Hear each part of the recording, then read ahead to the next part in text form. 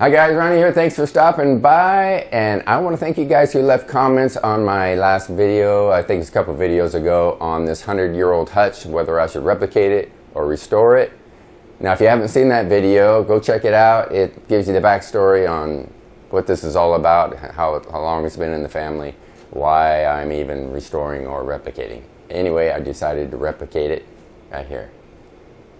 Turned out fantastic. What do you think? You can't see it? Of course you can't see it. You gotta watch the video on how it was put together. I'll give you a full tour at the end. Let's get going. All right, I've taken a bunch of measurements on this thing. I'm ready to get started. First order of business is I'm gonna build the two sides. Instead of having this 1/2 inch back, I'm gonna have a 1/4 inch backing, and I'm gonna rabbet the inside of each side so that'll fit in there. I've got the curvature all figured out as far as the measurements go down here, so I will get those built and be right back.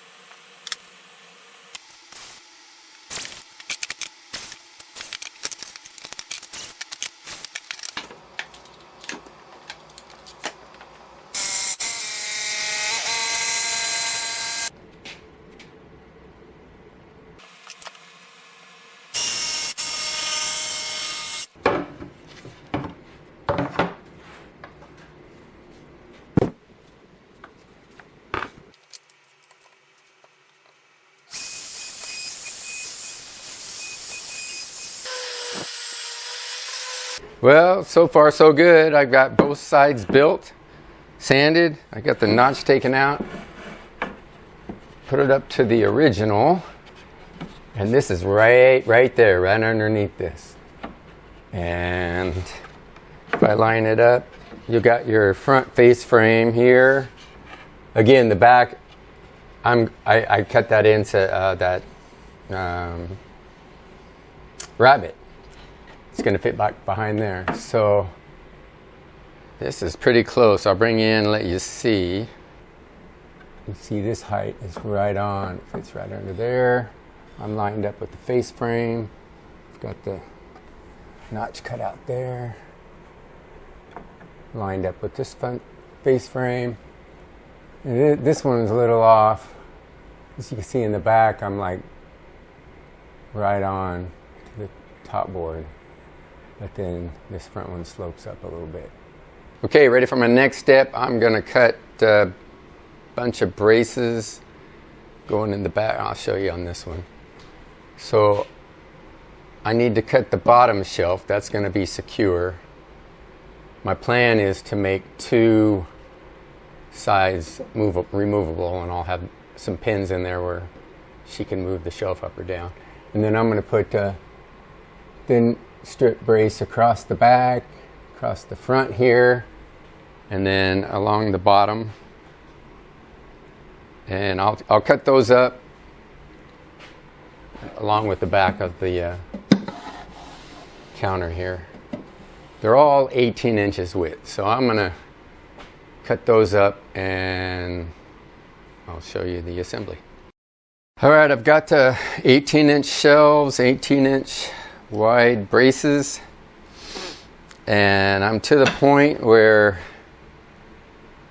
I'm just going to wing it, to be honest with you. I think I'll clamp this down here to get that secure, and then I'm going to put my first brace on the top here. I've drilled some pocket holes that will go up into the top when I'm ready for that. So I'm gonna clamp that, screw this in, probably do the shelves.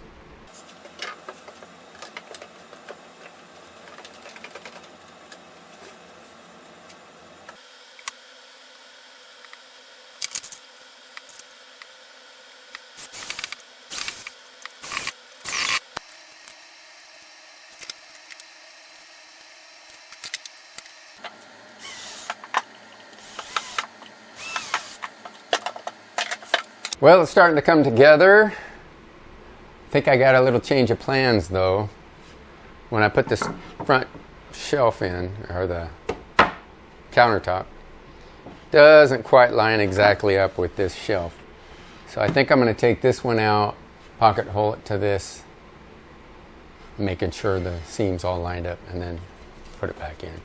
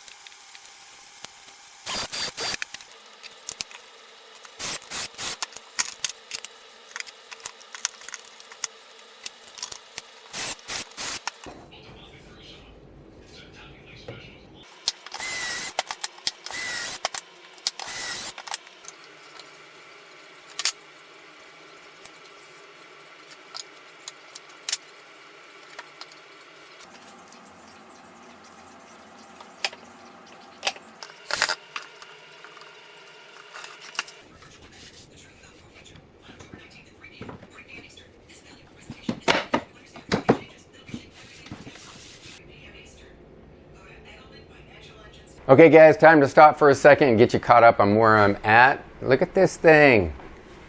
I am really happy with how this is turning out, the replica. Doesn't it look like a replica so far? So I've got the countertop and the back shelf all connected together and built. I love how this is fitting right here. Not attached yet, of course. I got the bottom measured and built and cut out. Same with the top. I got the pinholes, shelf pinholes drilled. You saw me use the Craig jig. I love that thing. Next thing I got to do. What's the next thing? I got to do face frame. So I'm going to do face frame. I'm going to use a couple different sizes. I'm going to use 1.5 inch for under the top and under the countertop. And then the rest will be 1.25 inch for along the sides, the middle here, and the two sides here and the cross. So that'll be 1.25 inch. And then I got to measure out and do the cutout of this front notched piece. But it's coming along. I'm going to get working on this face frame and I'll check in with you in a bit.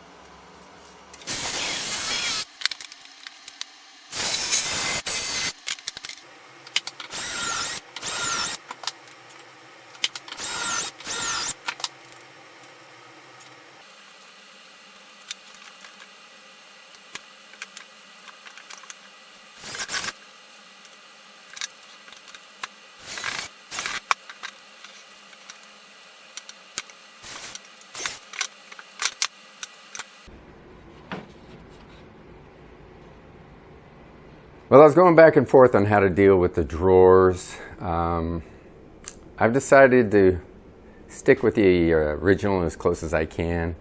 Just make wood runners. They put a 2 3/4 inch wide board centered on the face frame, and that gives it 3/4 inch runner on each side for the drawer, and then another 3/4 inch board on top of that that's the same width as the face frame to serve as the vertical support. So I have measured. I got my braces clamped. That's how far up my support board needs to go. And then I got the center support. Nothing's attached right now, but I've got the center support lined up and it's pretty dang close. So I am going to get the brace attached now and then probably attach the face frame before I do that runner board. But I was debating whether to do slides or not, but you know, I'm trying to replicate this 100-year-old Hutch, and I've already put pocket screws in, which you know, updates it a little bit. The original had nails, so I'm going to stick with the wood runners. Probably wax them. We'll see. Anyway, I'm going to get back to work.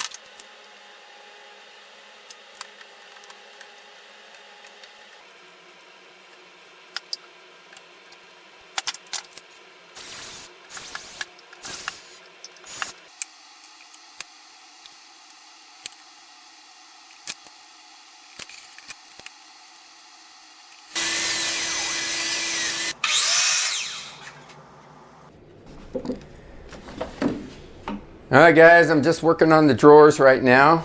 I think I told you in the original Hutch video that this drawer front on the original 100-year-old Hutch was a 1/4 inch, but I was looking further and it's not really a 1/4 inch. It's a 1/2 inch that's rabbeted down to a 1/4 front. You can see that? 1/2 inch, and then it's rabbeted down, and then you've got the lip. Curiously, on the bottom they didn't have a lip, so. But I wanted to replicate that as best I could, so I've got the lip all the way around a 1/4 inch, and it took me a while. You can't see all these offcuts and miscalculations. I came up with this drawer front here, 3/4 inch piece of wood, and then rabbeted and grooved and figured out all the ways I needed to do the lock joint. Boy, it took a while, but it fits.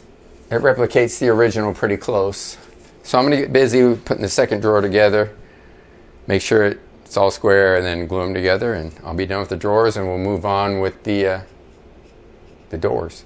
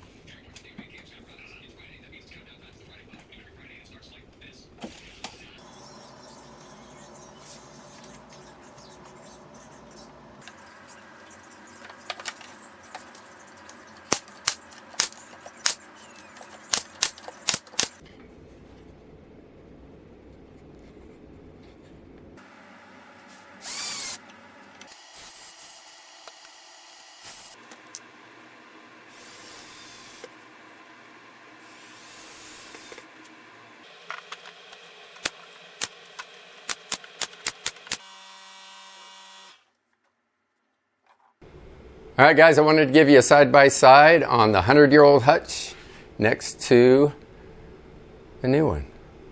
What do you think? Just about the exact same height. I tried to replicate it as best I can. I did the best job I could with my current woodworking skills, and I'm very happy with it. I can't wait to give it to my granddaughter. So now let's go in and I'll give you the tour of the new one. All right, guys, here it is. Let me start with the upper doors and shelf. I've got put in a recessed magnet here. Door stop, another one here. So it pretty much just keeps it closed. And it's not too hard to open. Got the adjustable shelves here.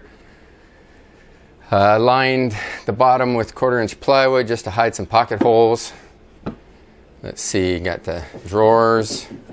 Everything's stained. I used special walnut. I didn't want to go with the dark walnut. I thought it'd be too dark, but everything is stained inside and out. Wood runners for the drawers. Just like the original. Here's the bottom doors. So I've got the same kind of magnet stop there. And then lined the inside with 1/4-inch plywood. So to hide the pocket holes. And then what I plan on doing is underneath, on the bottom side, I'm going to get a plastic sleeve that holds some papers, and I'll tape it under there. And that will be like the history of this Hutch. And pictures of the old 100-year-old Hutch as well, just to give her, my granddaughter, a good idea of, you know, about the old Hutch in case that's not around, and this new one that I'm going to give to her, and give her some encouraging notes, and really excited to give it to her. I can't wait. I appreciate you guys' feedback and giving me your suggestions on what to do. I think replicating was the best thing to do, and just wanted to share it with you. You guys have a great day, and I'll catch you on the next video.